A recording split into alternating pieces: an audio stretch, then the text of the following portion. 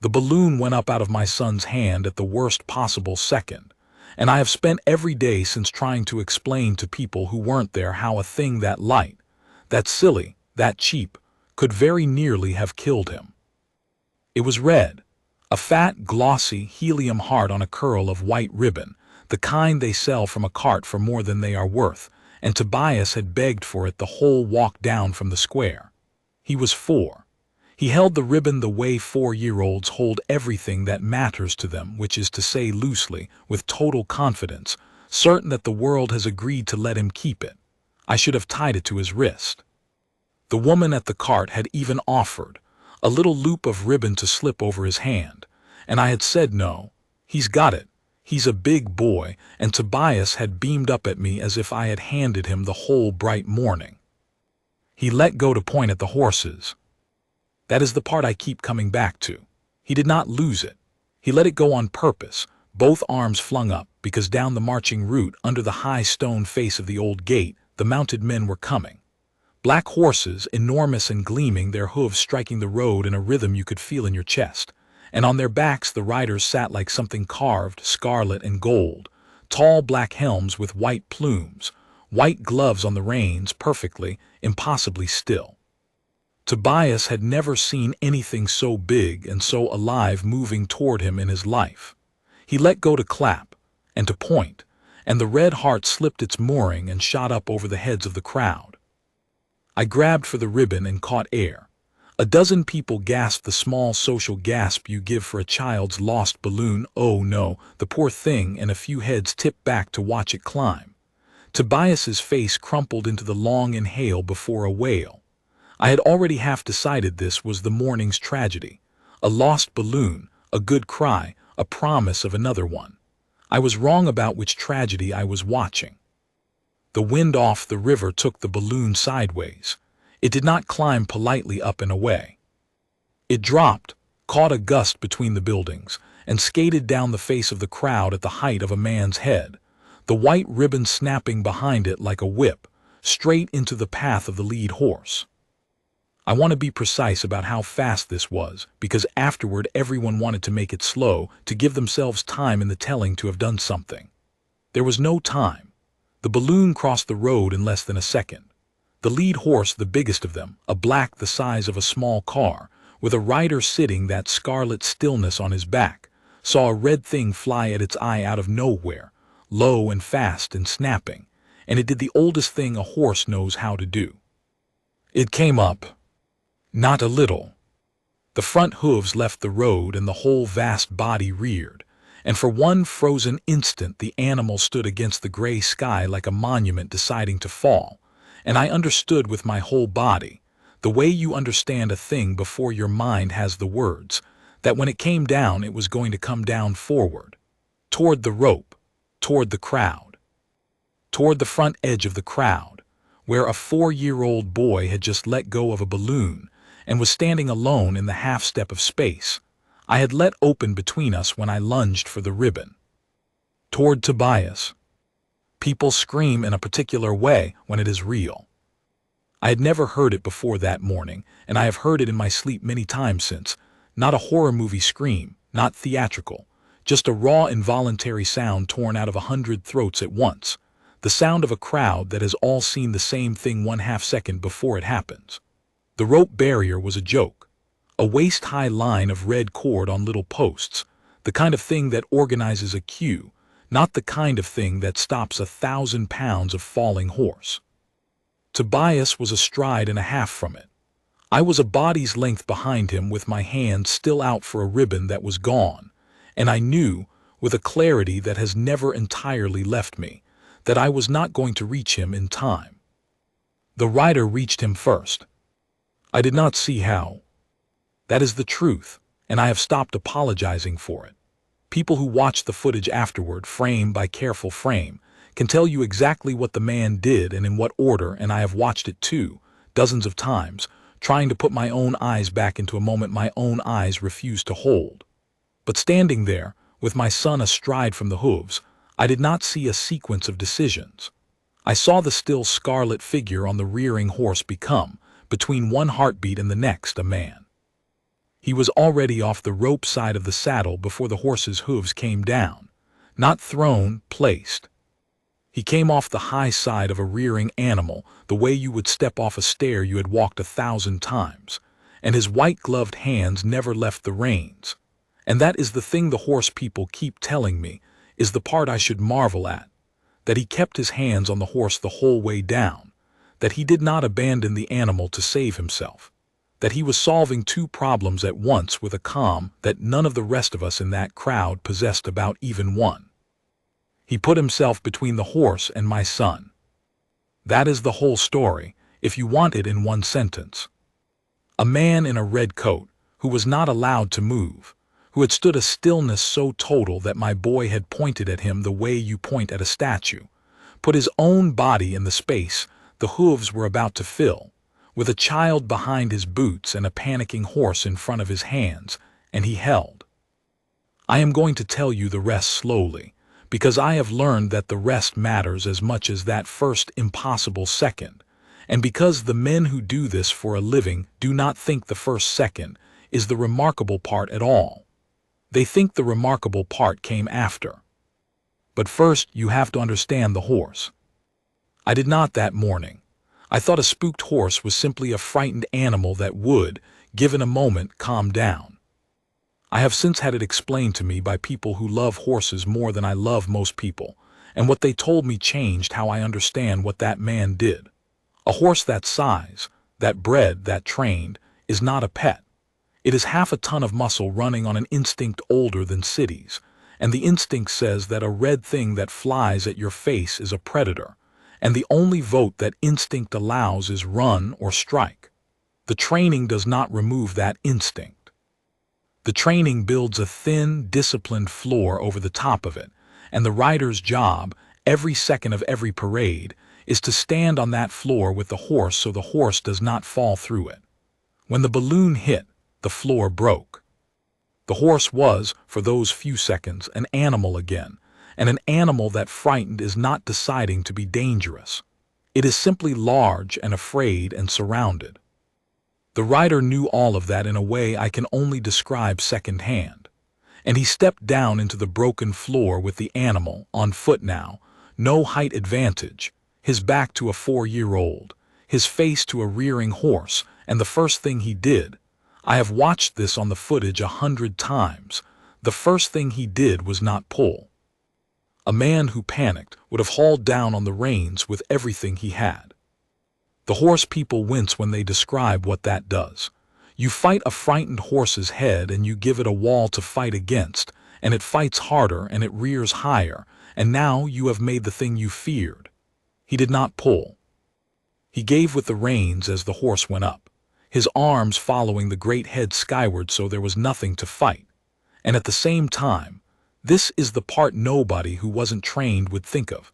He turned his own body and his shoulder into the horse's line, so that if the animal came down forward, it would have to come down through a man it had carried 100 miles and trusted, and not through open air toward a crowd. He bet his own body that the horse would not run him over, and then he gave the horse a reason not to want to.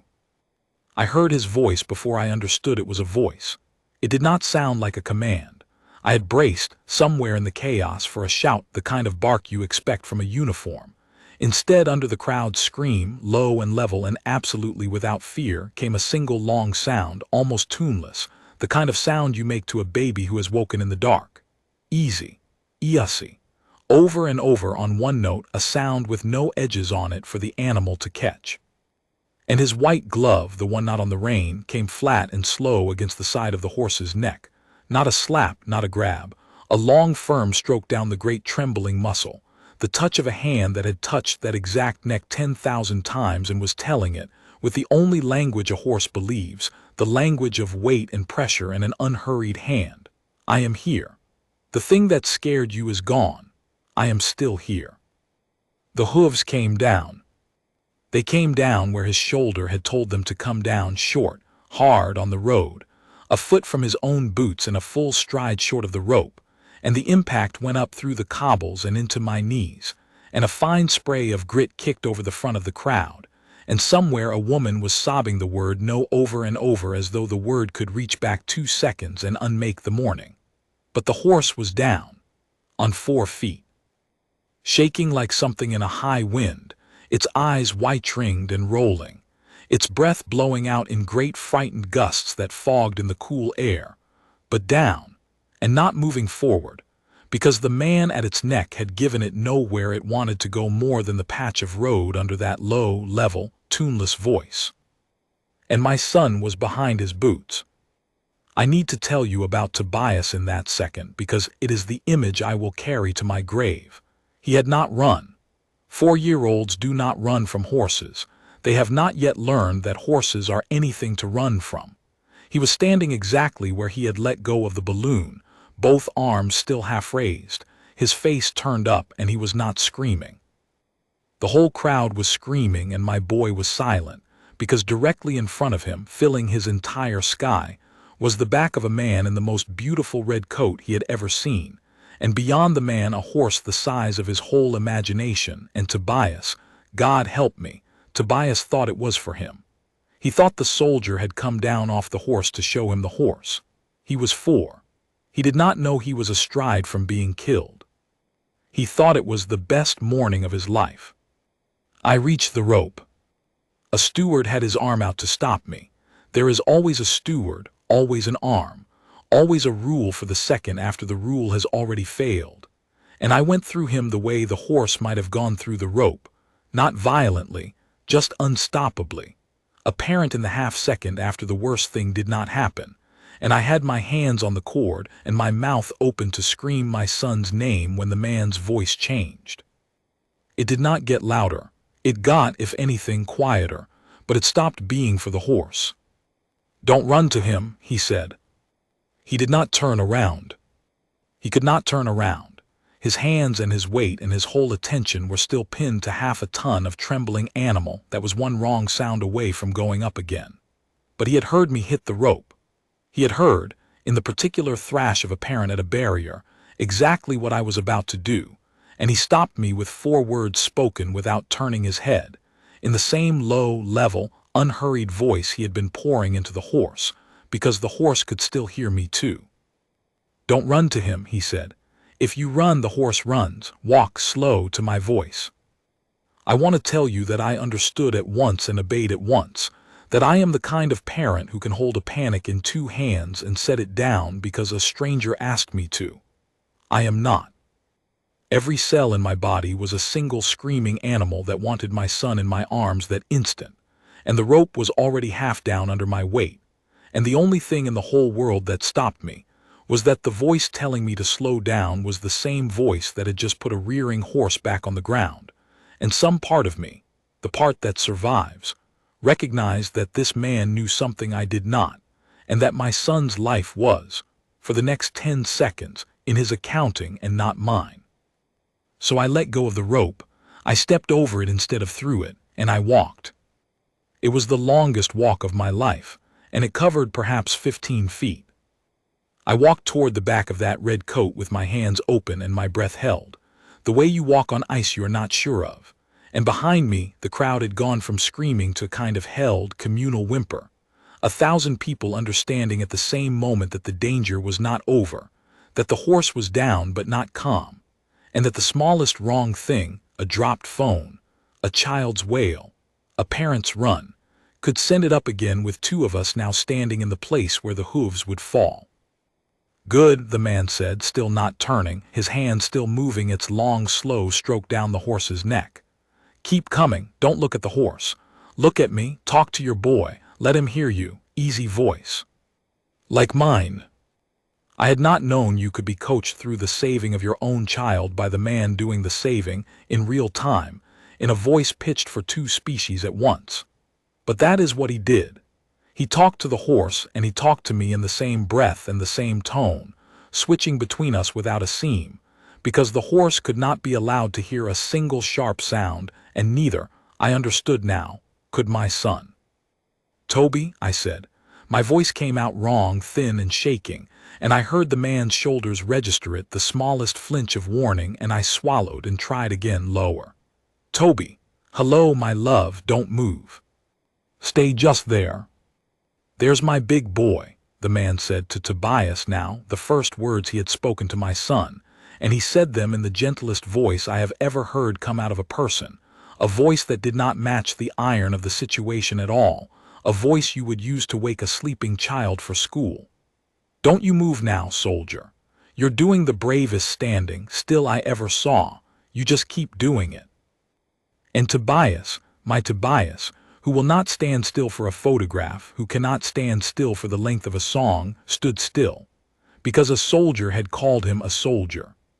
He locked his small arms at his sides and lifted his chin, and stood at the most serious attention a 4-year-old has ever stood, gazing up at the back of the man and the great shaking horse beyond.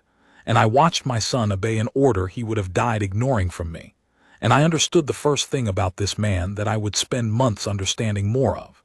He did not just know horses. He knew the precise thing that would reach a frightened creature and make it choose, for one more second, to be still. He had used it on the horse. He was using it now on my boy. It was the same gift, pointed 2 directions. I reached the back of his coat. Up close, the stillness of him was a different thing than it had looked from the crowd.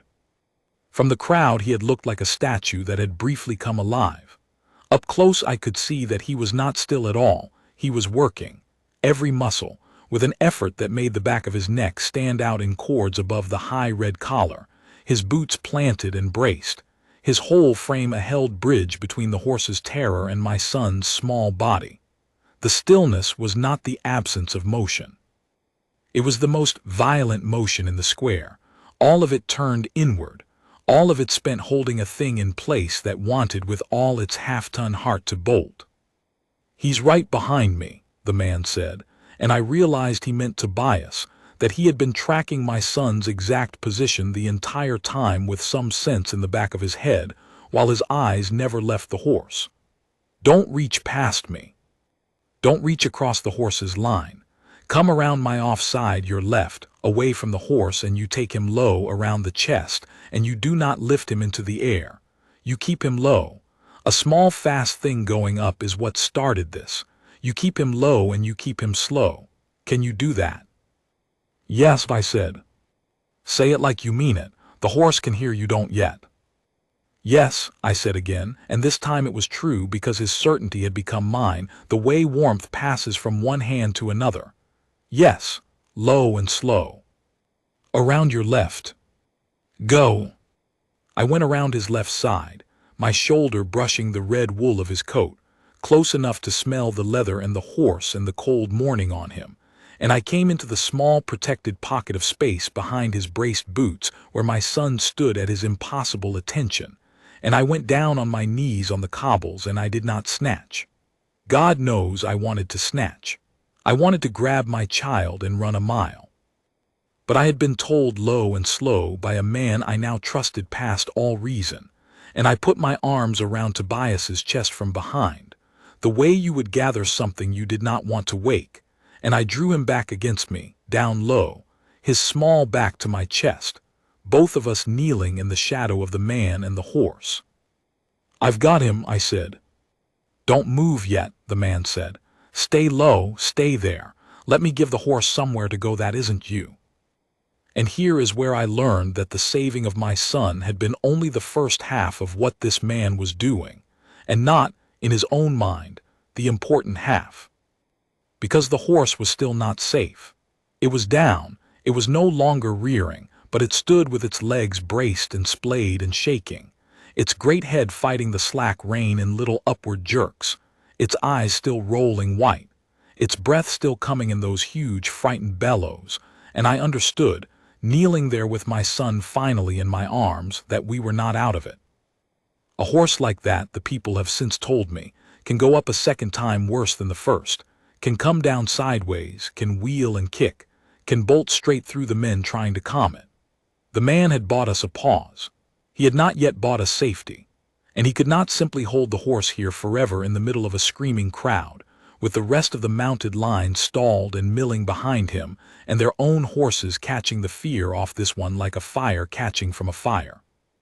So now, with my son safe at last behind his boots, The man went entirely to the horse. He did not look back at us again. He had filed us as solved, child low, parent low, both back from the line, and he gave us not one more particle of his attention, because to do so would have been to take it from the animal, and the animal was now the whole of the danger. I watched the back of him change. His weight settled. His voice dropped even lower, to that tuneless single note, and the hand on the neck slowed until it was barely moving at all, just resting now. A warm, flat weight that said the storm is over. The storm is over, again and again in the only words a horse can read. And slowly, not all at once in stages, the way a fever breaks, the horse began to come down out of its fear. I saw the great head stop fighting the rain. I saw it drop, an inch, then a hand's width, the long black face lowering toward the man until the soft muzzle was near his shoulder. And the man let it come, turned his own face a few degrees toward it, breathed once, slow and audible, into the flared nostril, and the horse, the enormous terrified animal that had nearly killed my son, blew out a long shuddering breath back into the man's face and pressed the flat of its head against his chest like a child hiding from thunder. I heard, somewhere behind it all, the sound of the rest of the world starting up again. Boots, a lot of boots, moving fast but in step, which I have since learned is the difference between a crowd running and a discipline arriving. The mounted line behind us had been a frozen jam of stalled horses and rigid riders for the whole of it, and I want to say something about them too, because it is easy to watch a thing like this and see only the one man. They had not been idle. The riders behind the lead had been doing, on their own backs, the same fight the dismounted man had been doing on foot, holding their own animals, every one of which had caught the fear and wanted to follow the lead horse up and out, and not one of them had let his horse break, so that the line behind the crisis had stayed a line and not become a stampede. The stillness I had mistaken for ornament was a wall. They had built it the whole time, all of them, while I had eyes only for the one man in front of me. Now the wall moved.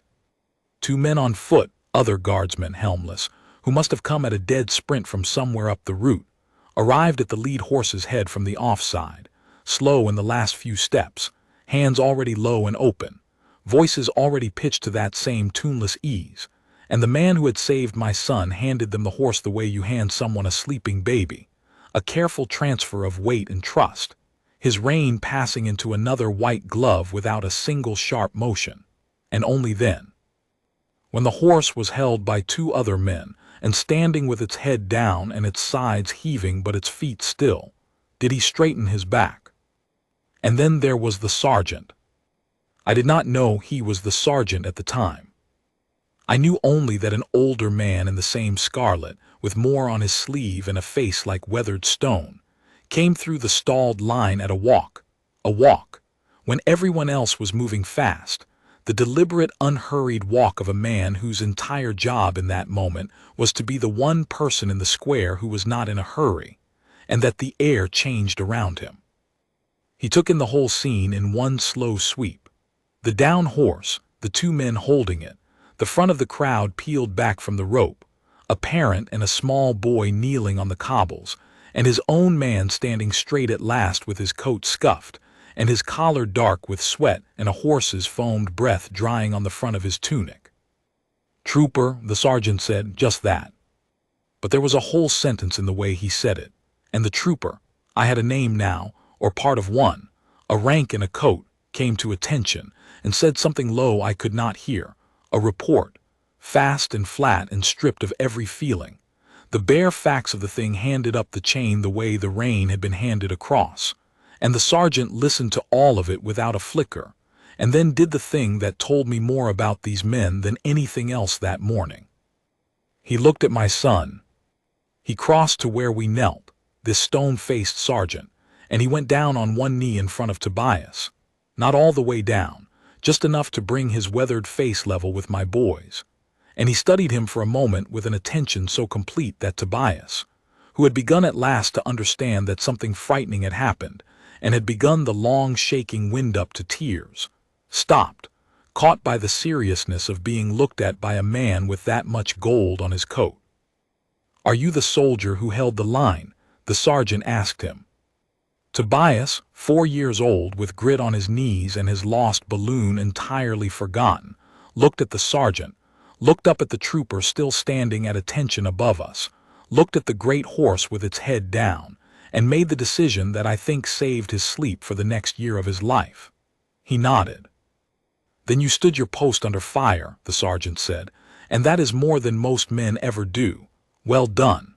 And he put out one enormous white-gloved hand, and my son gravely shook it. I have thought a great deal since about that handshake. It cost the sergeant nothing. It took 4 seconds. And it took the worst morning of my son's small life, and it gave it a different shape.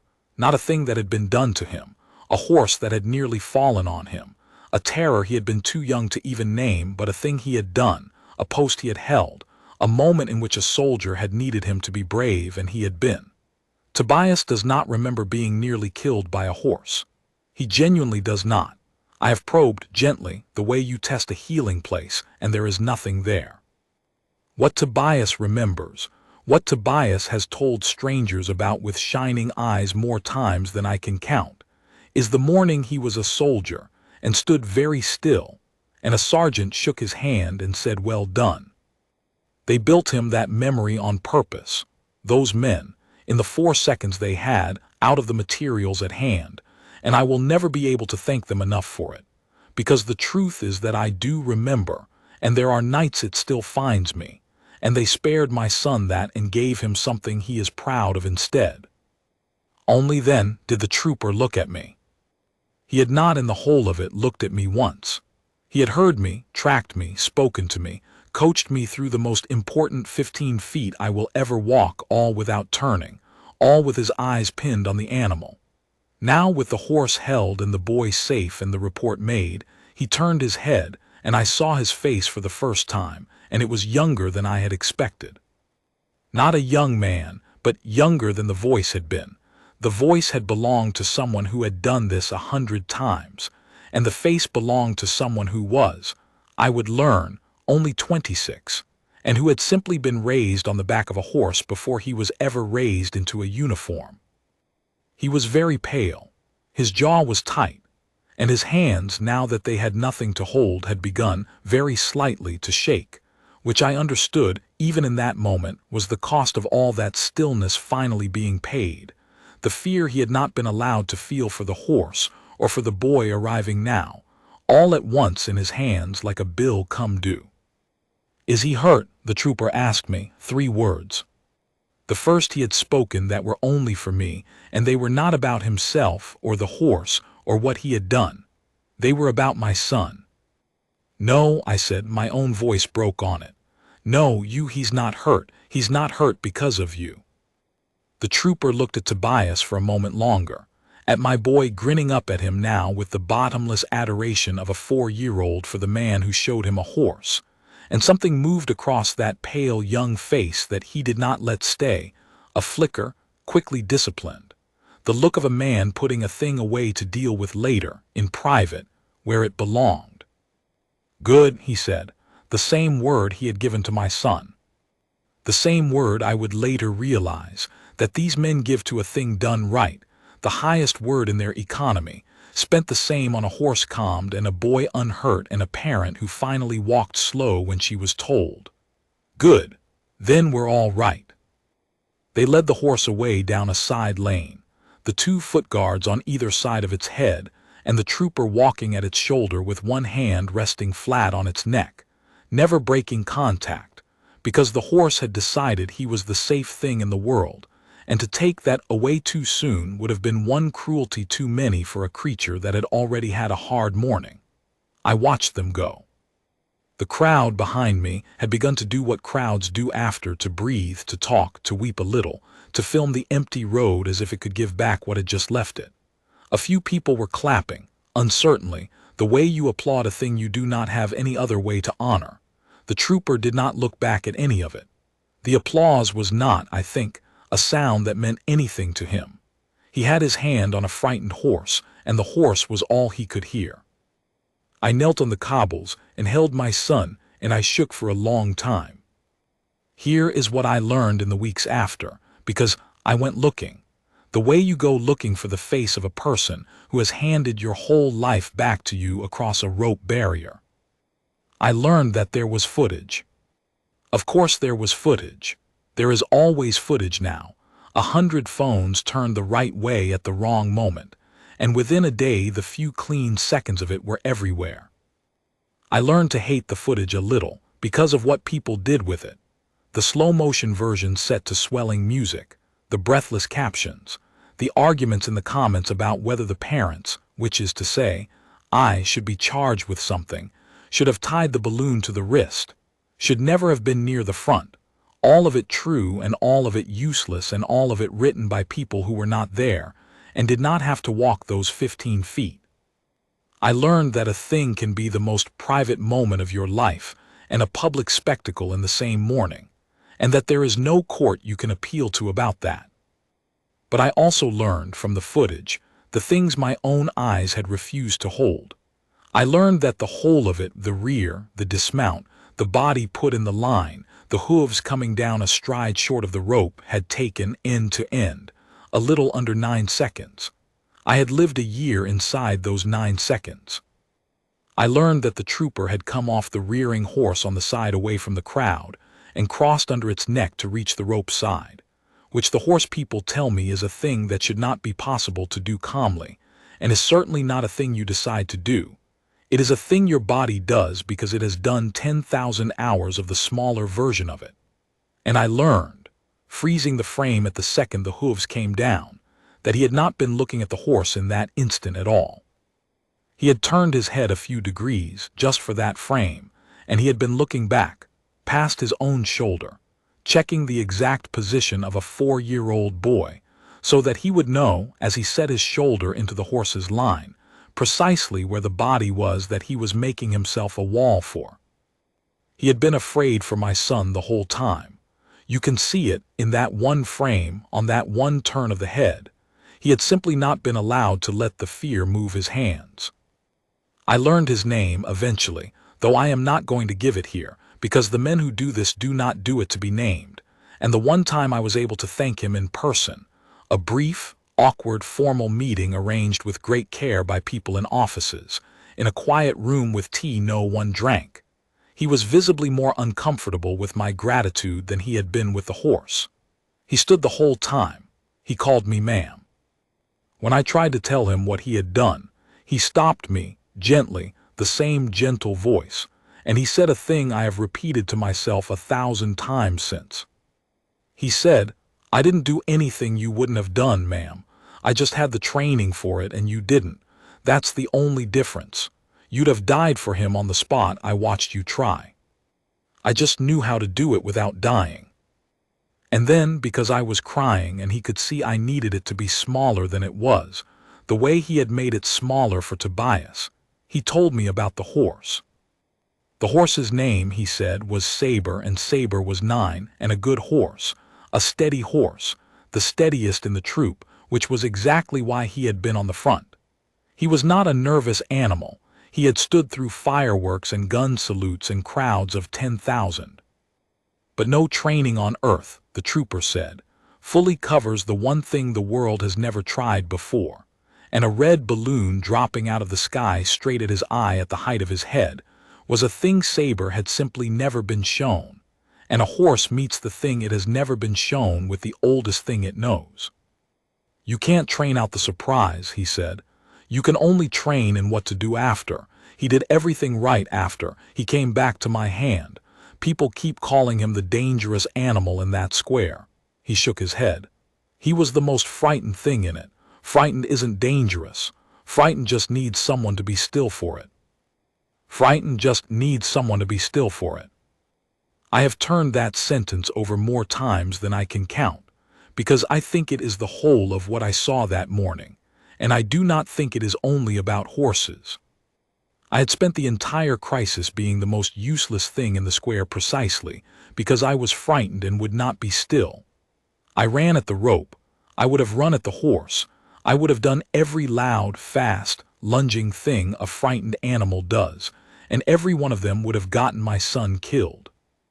The one person who did the right thing was the one person who had trained his whole adult life in the discipline of being still when stillness costs everything, of holding a thing in place with a hand and a voice when his own body screamed at him to bolt or strike. And he had pointed that discipline, in 9 seconds, at a horse and a boy and a hysterical mother all at once, and held all 3 of us steady until the danger passed. That is what the stillness is for. I did not know that the morning I pointed my son at the still man on the horse and let him think it was a statue. I thought the stillness was decoration, a ceremonial trick, a man pretending to be furniture for the tourists. I have learned that the stillness is the most active and most demanding thing those men do, that it is not the absence of action but the perfection of restraint, a discipline held in reserve every single hour against exactly the morning when it will be needed and there will be no time to go and find it. They do not stand still because nothing is happening. They stand still so that when everything happens, the stillness is already there, fully built, ready to be spent. We went back to the route. I almost did not. For weeks the thought of cobblestones and a marching line and the sound of hooves on stone put a cold hand on the back of my neck, and I told myself we would simply not go, that there were 100 other things to do with a Saturday morning than stand at a rope where the worst 9 seconds of my life had happened. But Tobias asked. He asked the way a child asks for the thing he loves, with no memory at all of the thing I was afraid of. And one morning in the early autumn, when the leaves were turning along the river and the air had that first clean edge of cold in it, I took my son back to see the horses, because I decided that he should not inherit a fear that was mine and not his. We stood well back this time. We stood at the rear of the crowd, and I had a proper grip on the back of his coat, and we had no balloon. We will, I think, never again as a family own a balloon, and Tobias does not miss them, having moved his whole heart to horses. And the line came down the route under the high stone gate, the great black horses and the scarlet riders, the hooves striking that rhythm you feel in your chest, and Tobias went up on his toes and held my hand and watched them come with his whole face open, no fear in it anywhere. Only the pure unspoiled wonder of a child who knows that somewhere in a line like that is a man who once came down off a horse to show it to him. I do not know if the trooper was in the line that day. The helms and the stillness make them, deliberately, impossible to tell apart, which I now understand is part of the point, that no one of them stands out, that the discipline belongs to all of them and not to any one face, that the man who saved my son would want more than anything to be indistinguishable from the man beside him. But Tobias was certain. Tobias picked one, the lead rider on the biggest black horse, and he stood very straight and very still beside me, the way a soldier stands, and he did not wave or shout, because you do not wave or shout at the line. He had learned that. He had learned it in the worst possible way and kept only the best possible part of it. He just stood at his small, serious attention and watched his soldier go by. And as the lead horse passed us, its hooves steady, its great head level, its rider a carved scarlet stillness against the autumn sky, I watched my son lift his right hand slowly, in the careful imitation of a salute he had been practicing in our hallway for a month, and hold it there, trembling slightly with the effort of holding it, the way you hold a thing that matters to you when you are 4 and certain the world has agreed to let you keep it. The rider did not break his stillness. Of course he did not. That is the whole of what they are. But the horse, the big black horse, steady and unhurried going by, turned its head just a few degrees, just for a moment, the way a horse will, and looked at my son. And whether it saw him, whether it knew him, whether it was the same horse at all, I will never be able to say. I only know that my boy stood his post and held his salute and was not afraid. And that somewhere in that line of men who will not move for anything was one who had moved once in under 9 seconds for him, and then gone perfectly still again, and stayed that way ready on the chance that someone someday might need him too.